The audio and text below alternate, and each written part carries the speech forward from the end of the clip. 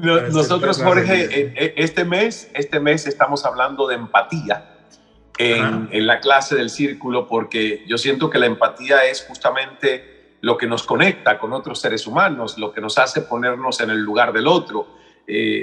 Pero ¿cómo desarrollar empatía? ¿Qué sugieres tú que un ser humano pueda hacer para convertirse en un ser empático y al mismo tiempo mantener su sentido de autocuidado importante? Porque hay gente que empatiza tanto que se olvida de sí mismo. ¿Cómo llevar ese balance?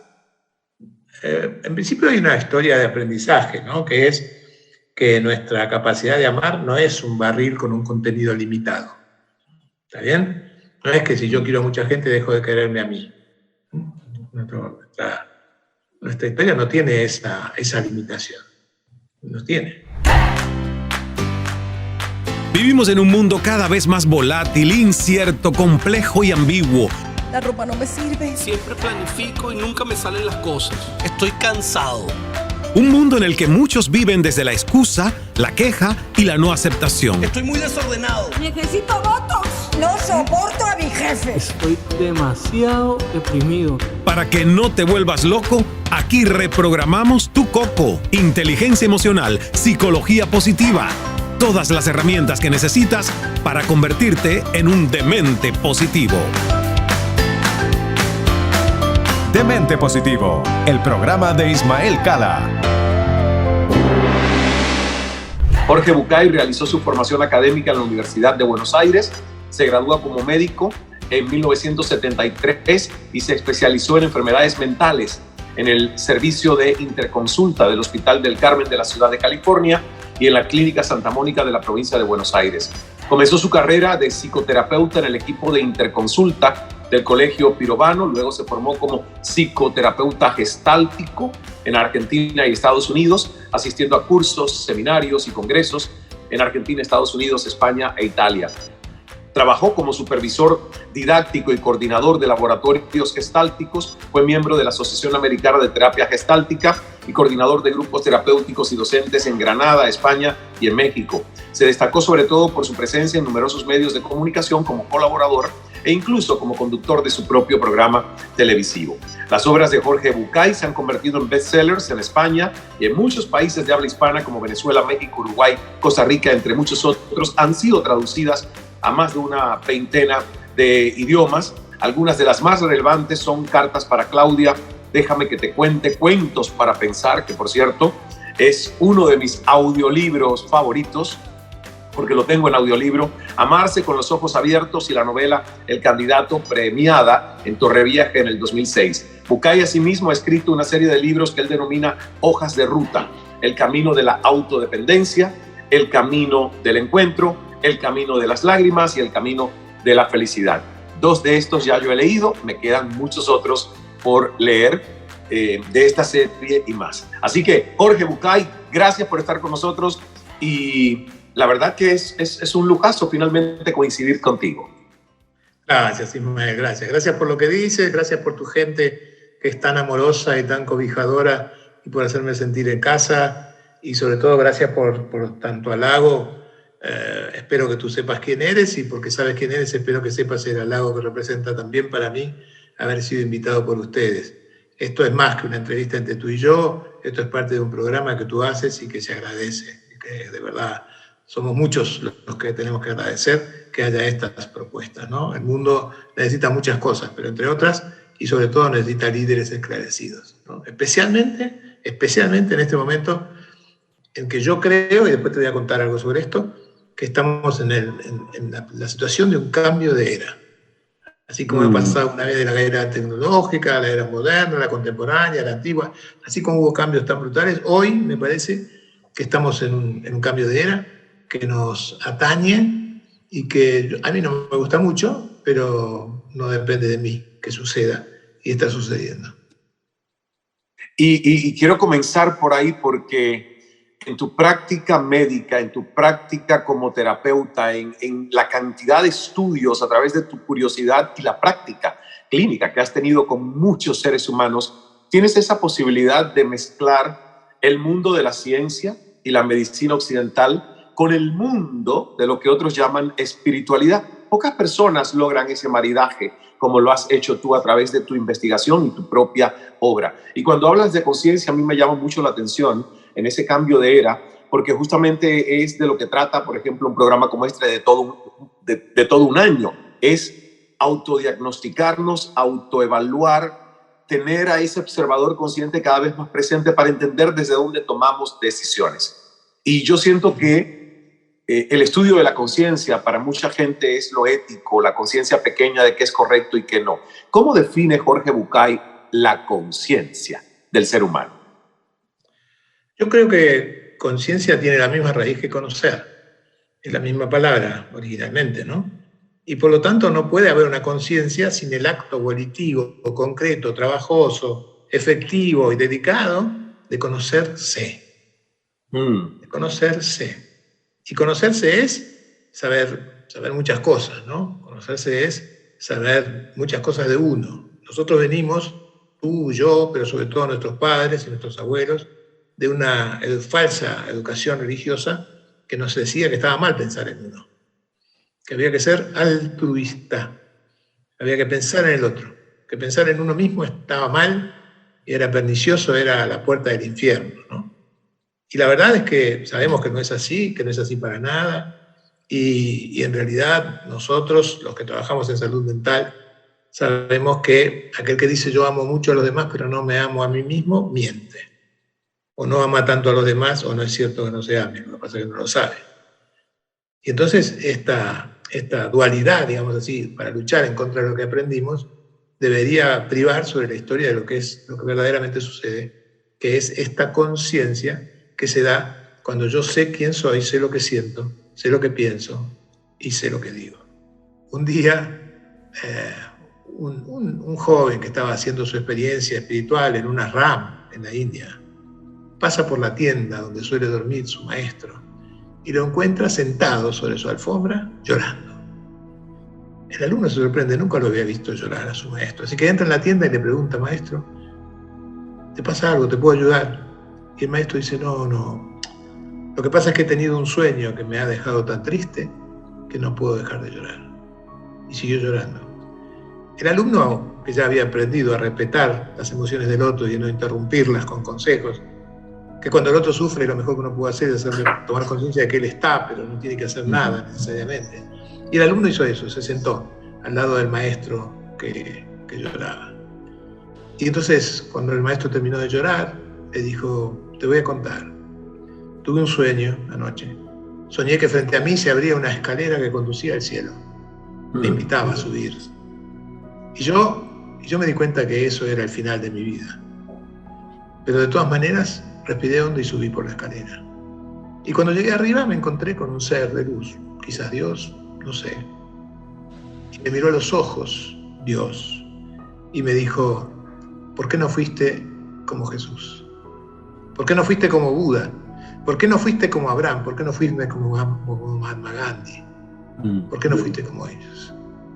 Y a mí me dio tanta vergüenza no tener una respuesta, que lo único que hice fue ponerme a llorar hasta el final del sueño. Y seguí llorando ahora, porque no tengo esa respuesta. Cuando el alumno escuchó esto, se puso a llorar a su vez. Y entonces su maestro le dijo: no, por favor, no me hagas sentir mal. Yo no quiero hacerte llorar a ti, tú eres muy joven, ¿quién sabe lo que va a pasar? Entonces el alumno dijo: claro, ¿quién sabe lo que va a pasar? Quizás yo muera antes que tú. Pero de todas maneras, querido maestro, yo no lloro por lo mismo que tú. Porque escuché lo que te pasó y sé que me podría pasar, pero ¿sabes? Si a mí me pasara esto y yo subiera a los cielos y me encontrara con Dios, que me mira fijamente a los ojos y me preguntara: ¿por qué no fuiste como Buda, como Abraham, como Jesús, como Mahatma Gandhi? Yo le devolvería la mirada sin bajar la cabeza y le diría: ¿por qué no me diste tú las herramientas para que yo sea como ellos? El maestro dijo: esta es una muy buena respuesta. Pero entonces, ¿por qué lloras? Y lloro porque se me acaba de ocurrir que Dios me contestará: entonces, ¿por qué no fuiste tú mismo? Yo te di todas las herramientas para que seas tú. La conciencia, querido Ismael, es saber cuáles son esas herramientas, ponerlas en juego. Y más que coherencia, conquistar un espacio que a mí me gusta llamar congruencia. Que haya una relación entre lo que yo siento, lo que pienso, lo que digo y lo que hago. Y que, por supuesto, porque está esa congruencia, pueda yo hacerme cargo de todo lo que digo, de todo lo que hago, de todo lo que no hago y de todo lo que no digo. Y eso se llama responsabilidad. Y está íntimamente ligado con tu pregunta sobre la conciencia. Y es fantástico, y además me encanta escucharte, Jorge, contar historias, porque tienes esa posibilidad y esa facilidad. Por ejemplo, el elefante encadenado, cuando a mí, por cierto, que tengo que decir que el primer volumen de cuentos tuyos, a mí me lo regaló una fundadora de este programa, de este Círculo de Influencia, que es Norma Díaz, que estuvo durante los primeros 3 años, porque Norma te sigue, Norma te conoce. Y Norma me dijo, yo te quiero regalar estos cuentos de Bucay. Y le dije, pero por supuesto. Y además era bien interesante porque lo que ella me regaló era el cuento con una cosita que tú movías para escoger el cuento de acuerdo a la temática que querías. O sea, el juego. Es un juego. Un juego. Me pareció una cosa fabulosa. Y fíjate, hay 2 cuentos que yo quisiera que me digas cómo vinieron a ti, cómo llegaron esos cuentos. Porque el del elefante más o menos sé por tu pasada por el circo, pero quiero que se lo cuentes a los que nos están escuchando, el elefante encadenado. Y el otro que a mí me fascinó y nunca me pude sacar de la mente es el del portero del prostíbulo. Me encantó. Sí. Lo del paso por el circo es algo que a mí me ha dejado tanto material en mi vida que creo que aprendí más en esos pocos meses que estuve vagando con un circo con permiso de mis padres y haciendo una pequeña locura de ellos y mía. Aprendí tanto, creo, en esos meses como aprendí en tantos años en la facultad, casi tanto. Fue muy interesante. El mundo del circo es un mundo muy interesante.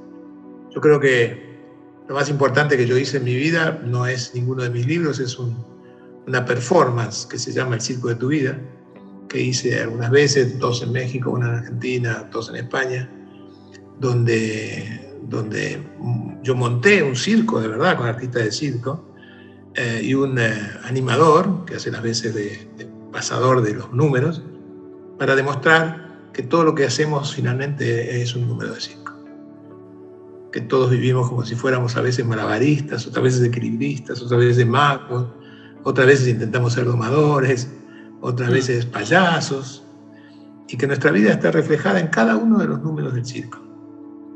Y que la función empieza y termina. Es muy interesante la metáfora y bueno, ojalá algún día lo volvamos a hacer y ojalá nos encontremos tú y yo para charlar sobre esto.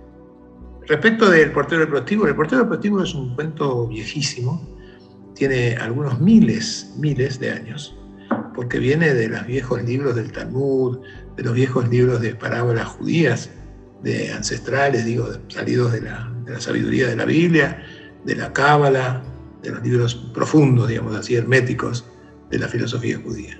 Es un cuento que tiene miles de años y que efectivamente sigue teniendo esa misma vigencia que tú sientes cada vez que la recuerdas, ¿no? A mí también, yo también lo quiero mucho, ese cuento. Me ha acompañado mucho, lo he contado mucho.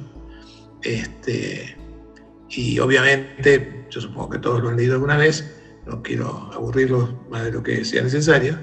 El cuento habla de un hombre que era portero de un prostíbulo porque era la única educación que había recibido, no sabía leer ni escribir, y cuando lo echan del prostíbulo, porque el prostíbulo cambia de manos y de dueños y puede saber qué, se vuelve carpintero, porque era lo único que también podía hacer, clavar algunos muebles.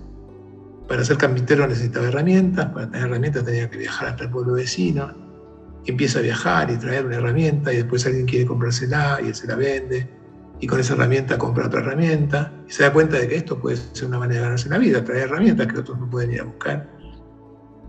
Y para hacer muy corta esta historia y arruinarle toda la gracia del cuento, que es la de ser contado, y solo contarte el final, para ahorrar un poquito de tiempo, finalmente él llega a ser un poderoso industrial del pueblo, y un hombre muy rico, tan rico que su primer gesto es donar una escuela de artes y oficios al pueblo donde vive como compensación de todo lo que ha recibido. En la ceremonia de inauguración de la escuela, el alcalde de la ciudad le pide a él que firme el acta de inauguración. Y él dice, me encantaría firmar ese libro más que ninguna otra cosa. Pero yo no voy a firmar porque yo no sé leer ni escribir. Y entonces el alcalde del pueblo no puede creer y dice, ¿usted es el hombre más rico del pueblo? ¿Usted hizo todo esto sin saber leer y escribir? Dice, sí. ¿Qué habría hecho usted si hubiera sabido leer y escribir? Él dice, sería portero del prostíbulo. A mí eso me encantó. Y yo creo que a veces es tan cierto, ¿no? Uno reniega de las cosas, de lo que le pasó, ¿no? De lo que le pasó y cae en estas dos neurosis, por ponerle un término técnico, pido disculpas, no quiero ser cientificista, pero no hay mejor manera de decirlo. Hay dos tipos de neuróticos. Unos se llaman anterógrados y otros se llaman retrógrados. Los neuróticos retrógrados son los que su vida se asigna en qué lindo hubiera sido si.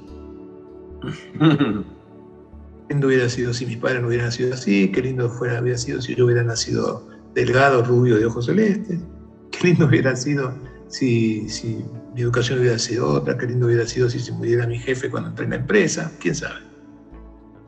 La otra mitad de los neuróticos del mundo funcionan en otra frase, que es qué lindo va a ser cuando. Qué lindo va a ser cuando yo tenga, qué lindo va a ser cuando se muera mi suegra, qué lindo va a ser cuando yo tenga una ocupación, qué lindo va a ser cuando mi gobierno se ocupe de mí. ¿Quién sabe, no? Pero estas dos neurosis son tan frecuentes y tan serias y tan peligrosas que vivimos comandados por estas cosas. Cuando en realidad lo lindo es hacer del hoy lo que nosotros queremos que sea, nuestra capacidad transformadora. Usar esta conciencia en beneficio de nuestro mundo. Y nuestro mundo está compuesto por yo mismo y todas las personas que quiero y que me importan. Y cuanto más sean esas personas que me importan, más grande será mi mundo. Y me encanta que hables de neurosis porque, bueno, uno dirá, ¿y cómo yo identifico si tengo una personalidad neurótica? Es fácil, esto me lo enseñó el profesor Morales cuando yo estaba cursando psiquiatría hace ya muchos años en la facultad. Él me dijo, tú pregúntale a un tipo cuánto es 2 más 2. Si él te dice 4, puedes quedarte tranquilo, que es más o menos normal, tiene criterio de realidad. Si te dice elefante, dulce de leche o 1400, está mal, está perdido en la realidad, quizás tenga una psicosis grave, puede ser. Ahora, si tú le preguntas cuánto es 2 más 4 y te dice 2 más 2 es 4, pero no lo soporto, entonces es un neurótico.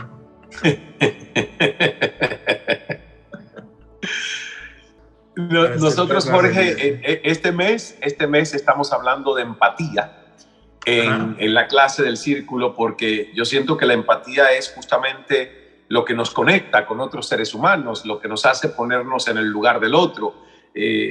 Pero ¿cómo desarrollar empatía? ¿Qué sugieres tú que un ser humano pueda hacer para convertirse en un ser empático y al mismo tiempo mantener su sentido de autocuidado? Importante, porque hay gente que empatiza tanto que se olvida de sí mismo.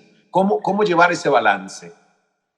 En principio hay una historia de aprendizaje, ¿no? Que es que nuestra capacidad de amar no es un barril con un contenido limitado. ¿Está bien? No es que si yo quiero a mucha gente dejo de quererme a mí.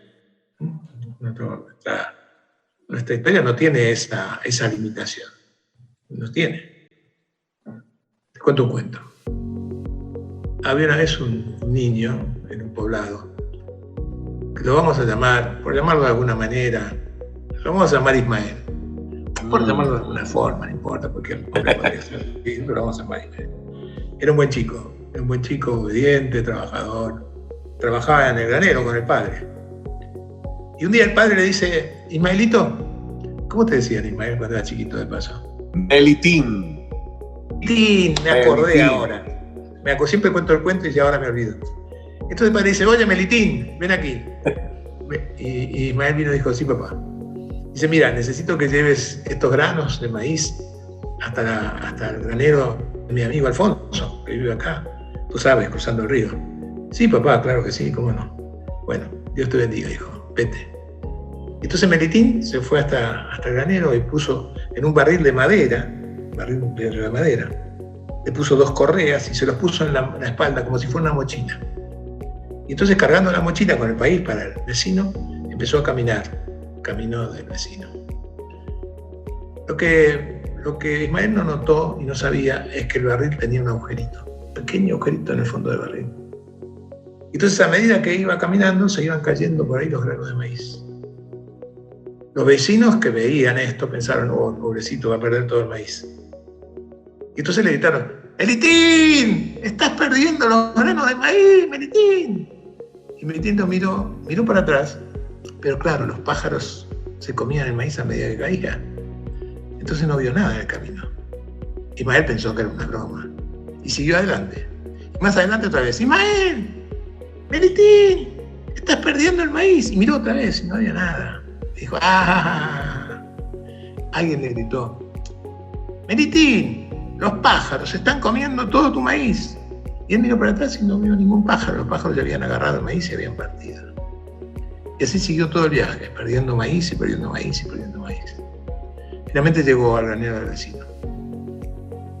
Y cuenta este cuento que cuando Melitín llegó al granero del vecino y abrió el barril estaba completamente lleno de granos de maíz. Hay gente como Ismael, el del cuento, que no importa lo mucho que dé, parece que siempre tiene el barril lleno para dar.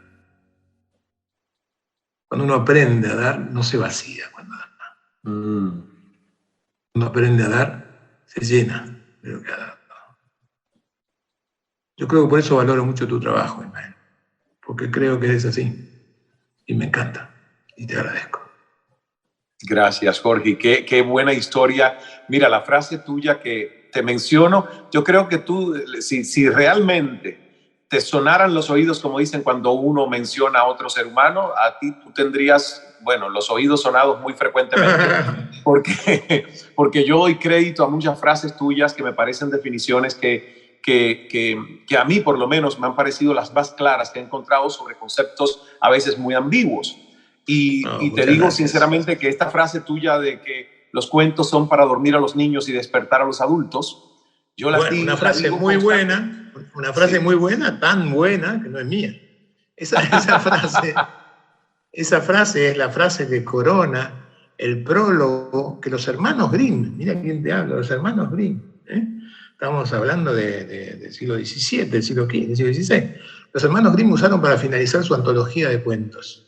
Wow. Esa antología finalizaba con esa frase que después se ha hecho muy famosa y que yo repito permanentemente porque además me parece muy cierta, ¿no? Y como yo la conocí a través de ti, pues el crédito te lo he dado a ti y no a los hermanos Grimm. Bueno, ¿te acuerdas lo que decía Neruda? ¿Te acuerdas lo que decía Neruda? Que una vez que yo escribo el poema, alguien lo recita y alguien lo siente, ya no es mío. Hay que entender esto, ¿sabes? Es muy difícil entender esto. Uno quiere ser el dueño de lo que ya dijo, sí, ¿no? Sí. Y lo que ella dijo es de que tuyo, de quien lo escuchó, de quien lo usó, de quien lo disfrutó. Además, como decían los sufis decían, lo único realmente tuyo que tienes es lo que no se podría perder en un naufragio. ¡Wow! Todo lo demás. Lo único realmente tuyo que tienes es lo que no se podría perder en un naufragio. Todo lo demás es prestado.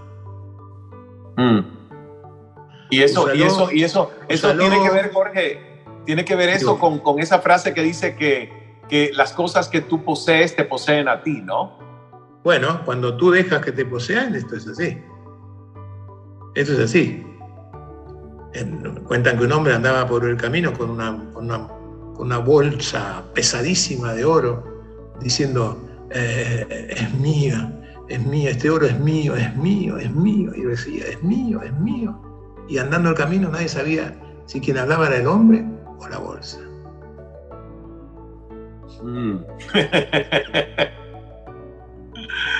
Wow. Ahora sácame de una duda, porque claro, yo escucho los conceptos y digo, este concepto de Jorge me fascina, esta frase me fascina. Y hay uno que yo tengo que también lo he repetido mucho cuando las personas me preguntan sobre relaciones y sobre qué es el amor. Y yo te escuché o leí en uno de tus libros que un concepto maravilloso, que tú dices que amar, fíjate que lo memoricé, amar es la desinteresada tarea de crear espacios para que el otro sea quien es. Y yo acuño que esa frase es tuya, porque créeme que donde quiera que voy digo, esto yo lo aprendí de Jorge Bucay. Sí, no sé si la idea, seguramente no, pero la frase, la manera de decirlo, sí, es mía. Y a mí me gustaría que tú desarrolles eso, ¿sabes por qué? Porque a todos nos cuesta amar con esa libertad de dejar ir y de pensar que el otro puede estar mejor sin nosotros. Porque la gente identifica el amar con muchas otras cosas que no son el amor. El amor, tal como es el amor, como de verdad es el amor, y si tú y nuestros invitados quieren, hablaremos más del amor en un ratito. Si de verdad pensamos en el buen amor, no puede amarse más que en libertad. No hay otra posibilidad. No se puede amar si no es en libertad. No, si yo no te doy la libertad de ser quien eres, no puedes amarme. No puedes, no puedes, no vas a poder. Tu amor tiene valor, existe y permanece mientras sea en medio de un entorno de saberse libres, ¿no? ¿Y qué es la libertad? La libertad es básicamente la capacidad de decidir dentro de lo posible. Quiero decir, a mí no me hace menos libre no poder salir volando por la ventana, pero todo lo que yo pueda decidir. Octavio Paz, mira aquí te nombro nada menos, Octavio Paz. Octavio Paz decía: la libertad no es ni una idea política ni un estandarte. La libertad no es un pensamiento filosófico ni un acto definido específicamente. La libertad es tu capacidad de poder siempre elegir entre dos palabras, sí y no. Esa es tu libertad, nada más. Saber que tú siempre puedes decir sí o no. A veces es más caro tu no que tu sí o viceversa. Pero no estamos hablando de precio. Estamos hablando de que la posibilidad siempre la tienes. Siempre está en ti la posibilidad de decir sí o no. Y eso te hace, por supuesto, responsable, ¿no?, de todas las cosas. Y también te hace responsable de tu forma de amar. Como bien ya sabes, yo no creo en el amor de las películas italianas, ¿no?, de Alberto Sordi caminando en cámara lenta por la playa, dirigiéndose a Agostina Belli con su túnica transparente, definiendo el amor. No creo en esos amores, la verdad. ¿Tú crees en eso que es válido de los matrimonios que dice hasta que la muerte nos separe? ¿Es algo que tú firmaste alguna vez? Sí, pero sé de muchos que se encontraron después arriba y cuando el otro se quiso acercar le dijo: hasta que la muerte nos separe, Bueno, a mí siempre me ha aterrado firmar un papel así, porque he pensado en el escenario terrenal, de que, como hemos dicho, que hasta que la muerte nos separe, o me matas tú o te mato yo. Pero seamos benévolos, Ismael, seamos benévolos. Hasta que la muerte nos separe, ¿cuál muerte? Exacto. La muerte de nuestro amor, estoy de acuerdo.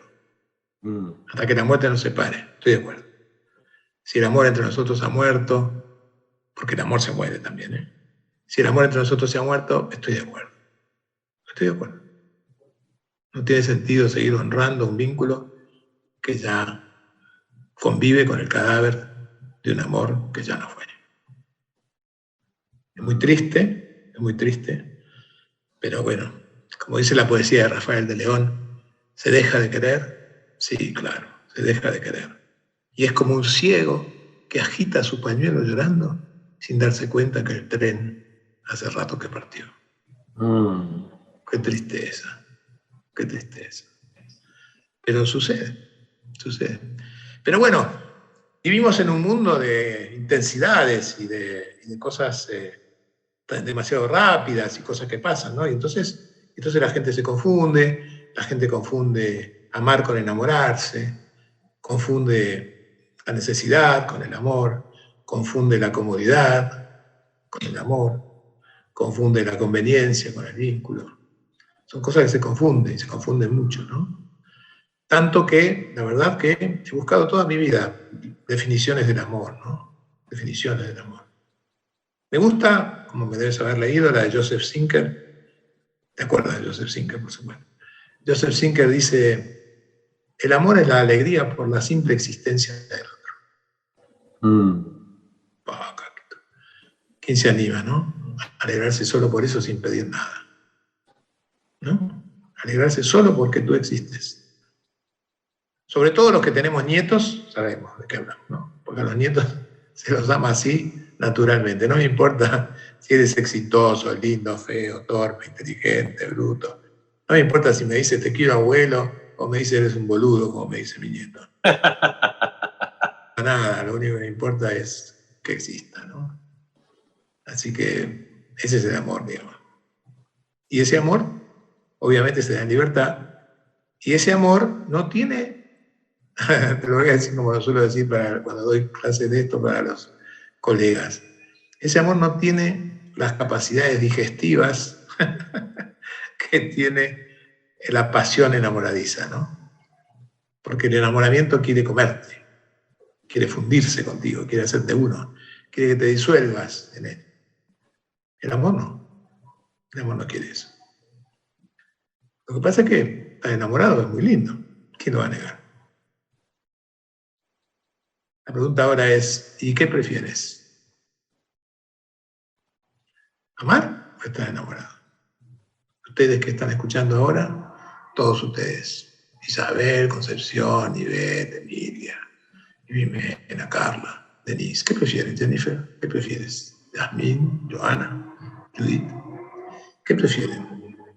¿Amar o estar enamoradas? Son cosas muy diferentes, ¿no? Creo yo, muy diferentes. Pero habría que entender cuál es la diferencia. Si saben, después me cuentan, y si no, lo charlamos. Vayan ustedes ahí poniendo la manito virtual para que le voy a hacer una última pregunta a Jorge y luego abrimos para que ustedes sean, ahí veo manitos ya, Concepción, Judith, muy bien, fantástico. Yo tengo una pregunta que tiene que ver, porque uno de los temas, Jorge, que tú abordas es con aprender a discutir. Entonces, la pregunta sería, ¿cómo lograrlo en un mundo en el que muchas veces la palabra discusión tiene una connotación bastante negativa? Claro. Bueno, en principio habría que empezar por definir, como tú dices bien, la diferencia entre discutir y pelear. Porque finalmente todo es un tema de que las palabras que decimos a veces las usamos inadecuadamente, ¿no? La verdad es que para no discutir tendríamos que ser idénticos. Tendría que estar al lado de alguien que piense lo mismo que yo, al mismo tiempo que yo, en el mismo sentido que yo y con la misma intención que yo. Ya me aburro de decirlo nada más. Lo interesante que tiene estar con otro es que el otro es otro, y como es otro, tiene ideas y pensamientos que devienen de su historia. Como no puede haber dos personas que hayan tenido la misma historia, dice Jean-Paul Sartre, si dos personas están completamente de acuerdo en algo, dice Sartre, debe ser un malentendido.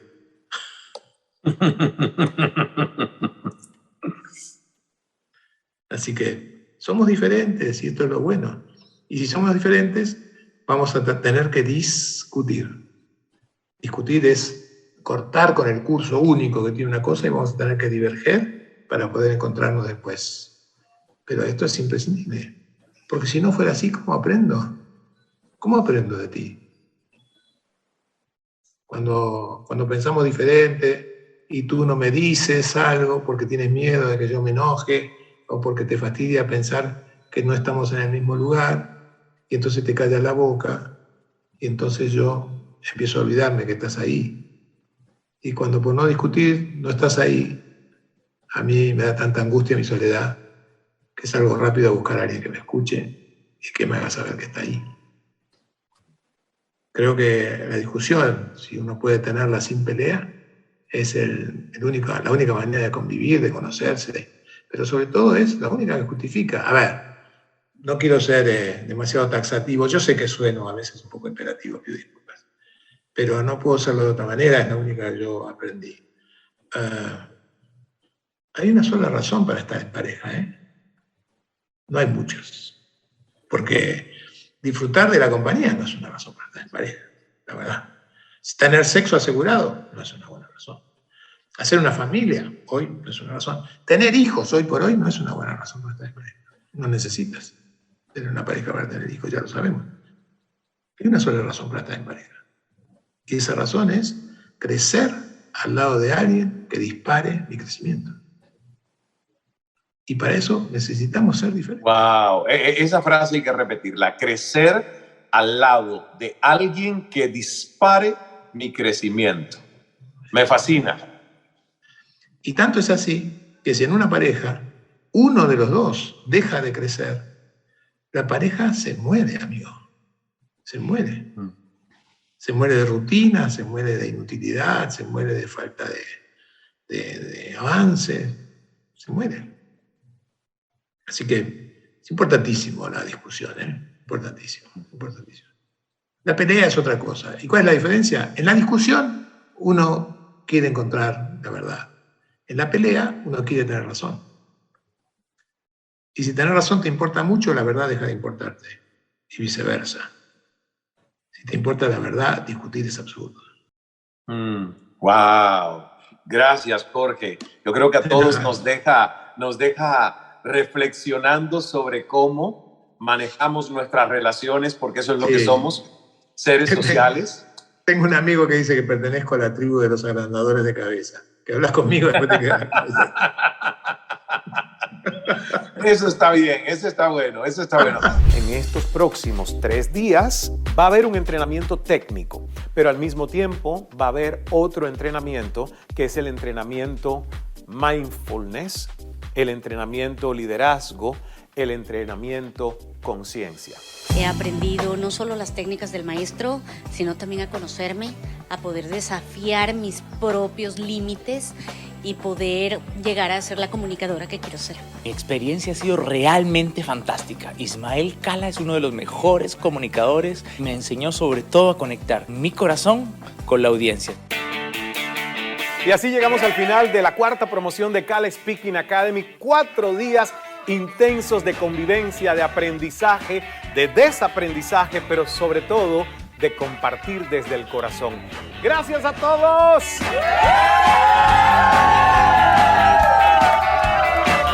Nos vemos en el próximo. Señoras y señores, atención, por favor. Presta atención.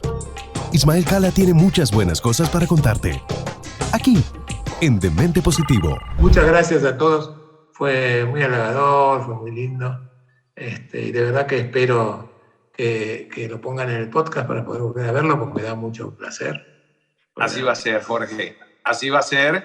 Y gracias por a todo ti, lo que amigo. has compartido. Y gracias a ti sobre todo, Ismael.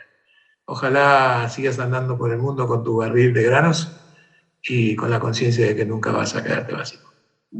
Gracias. Me voy a dormir con el corazón lleno de todo lo que nos has compartido y también, además, con el compromiso de seguir con la congruencia, porque es un mundo donde uno tiene que todos los días evaluar eso que tú acabas de decir en algún momento de esta masterclass, que es la alineación y la congruencia entre lo que pienso, lo que digo, lo que hago, lo que soy, porque al final ese es el legado que uno se regala a sí mismo. Yo creo que es el mejor de los regalos, que uno sepa que puede dormir tranquilo porque hace algo, porque da a los demás algo de sus dones, sus talentos. Así que gracias y espero pronto verte para poder darte un abrazo en persona. Seguro que sí, cuenta con ello. Gracias. Chao a todos. Muchísimas gracias a todos. Ay, gracias. Feliz tarde, feliz noche. Para que no te vuelvas loco, aquí Reprogramamos el coco. Demente Positivo. Demente Positivo.